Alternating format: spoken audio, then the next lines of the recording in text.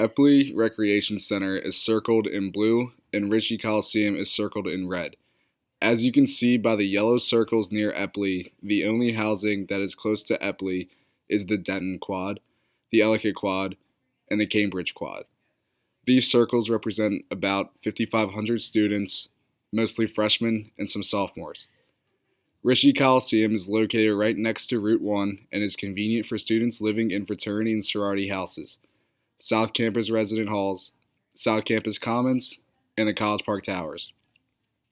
The number of students living in these buildings is well over double the amount of students that live on North Campus. Due to the location of where most students at College Park live, it would make sense that Ritchie would have nicer facilities to accommodate more students.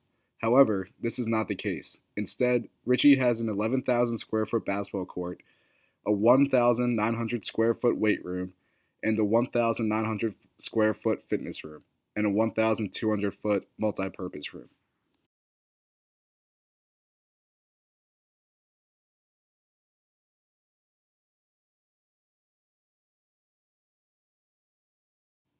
Epley, on the other hand, has two multi-use gymnasiums. The natatorium with two large pools, a two-level 7,400 square foot weight room, a 3,500 square foot fitness room, a three-lane track, a martial arts rooms, two squash courts, six racquetball courts, an aerobic studio, and an outdoor recreation center. Epley is more than 4 times the size of Ritchie, so it does not make sense that the facilities in Ritchie are so insufficient for the number of students that go there. We interviewed 6 students who fit our target audience and asked them several questions about their thoughts on Ritchie. I'd say maybe once a week, weekly, yeah. When I go to Ritchie, a lot of times there's lines before the machines, and it sucks. You have to wait for the machines you want to use.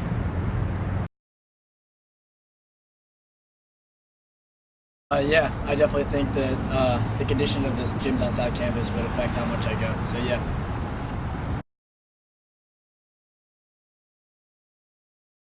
Well, when I go there, there's only 2 bench presses, and half the time that one's broken. And I feel like most people, especially at our demographic, around 18 to 22 years old, like to work on the chest. So the bench press should definitely be a little bit more available. So maybe a couple more bench presses. Oh, I think they could add a water fountain in the gym, maybe 1 or 2 like Epley does, instead of walking outside to get to it. And also just more activities. Right now it's kind of limited to just weightlifting and cardio. And also you could expand on the cardio, maybe get a little track, or maybe just other things that make people want to work out. That's not just those 2. More? Just general renovations to make it newer and have more equipment and things like that.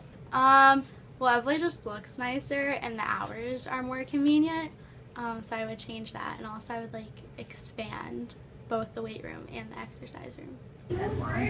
I would say maybe add some more space going back into the parking lot behind Ritchie to try and expand a little bit and add more equipment, or possibly adding equipment into students' dorms in their basement, trying to add and utilize the space that they have to add more exercise equipment to limit the weight.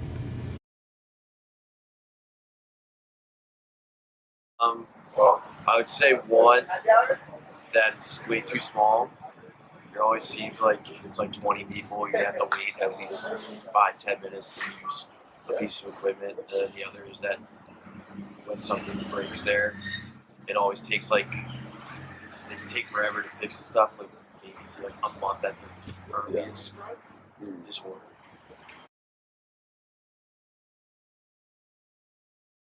I live on Knox Road.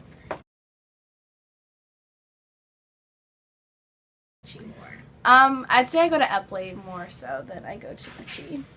Epley's newer, and so I think it's nicer. And also, my first year is at Maryland. I lived on North Campus, so I'm just used to going to Epley more.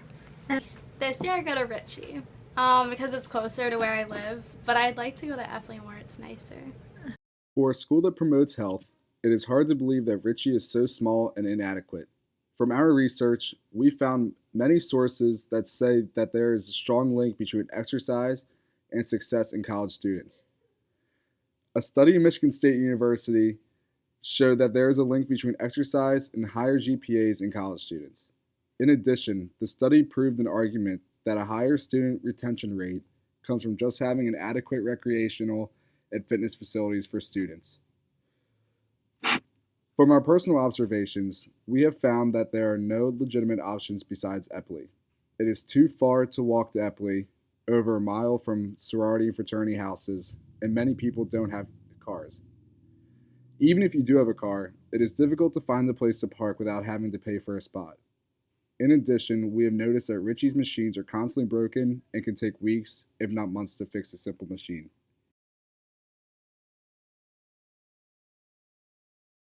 We created a survey with 6 questions to see what other students had to say about the issue. Our first question was, do you exercise at Ritchie? And 59% of people said that they go 2 to 4 times a week, and 15% of people go once a week, and 18% of the people go 5 to 7 times a week. The second question was, do you ever have to wait to use weights and other equipment at Ritchie? And 62% of people said all the time, and 35% of people said occasionally. The third question we asked was, do you think that the size of the facilities at Ritchie, based on the number of students who go there, is an issue that the university needs to address? And 98% of people said yes. The fourth question we asked was, if the university built another gym on South Campus, would you be more motivated to work out? And 100% of people said yes. Our fifth question was, do you feel that Epley is too far away from where you live for you to be able to work out on a consistent basis? And we defined a consistent basis as 3 to 5 times a week, and 100% of the people we surveyed said yes. Our last question was a more open-ended question, which was, what do you think can be done to help address the issue? We received a wide range of responses, including expand Ritchie's weight room and hold classes elsewhere in Ritchie, build another gym on South Campus, renovate the vacated hall space where they have tables that no one uses, and address how out-of-date the gym equipment is to the Department of Rec Services. A study conducted several years ago samples about 1,000 undergraduate students to study the link between physical exercise with depression. Depression is especially high among college students, and it has been found that even low levels of physical activity are enough to reduce the risk of depression. Another study examined academic performance and health to see if they affect each other. The study showed that too much stress is bad for your health and could lead to being overwhelmed and slacking off in school as a result. In response to the study, the author believes college students need to exercise in order to do well in school. But students cannot expect to exercise regularly if their options are limited.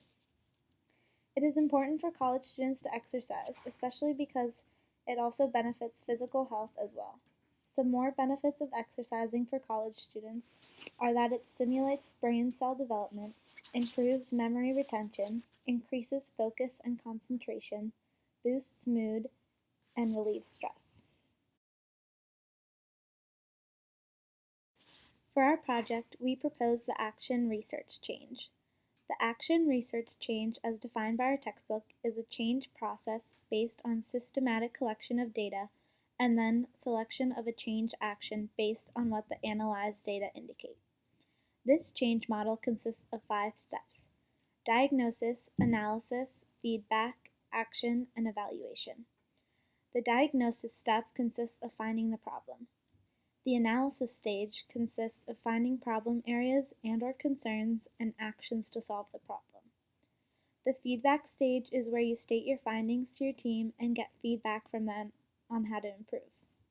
For instance, we sent out a survey to our target audience to get feedback on our proposal and ideas on what actions we could take.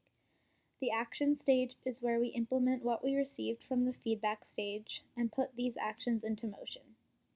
Last but not least is the evaluation stage, where you evaluate how effective your action plan is. The benefits of this change model is that we get feedback from our target audience so we can gain more insight on what the problem of Ritchie is and what improvements they suggest, since they encounter this problem on a daily basis. Drawbacks that could occur is that since we mainly surveyed students who lived on Frat Row and in the Graham Cracker, we may not get an accurate depiction of the problems students face when going to the gym.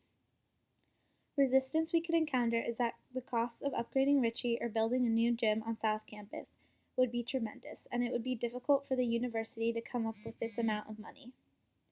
The type of leader that would be needed to implement this change would be an authentic leader. An authentic leader, as defined by the textbook, is a leader who knows who they are, know what they believe in and value, and act on those values and beliefs openly and candidly. Their followers would consider them to be ethical people.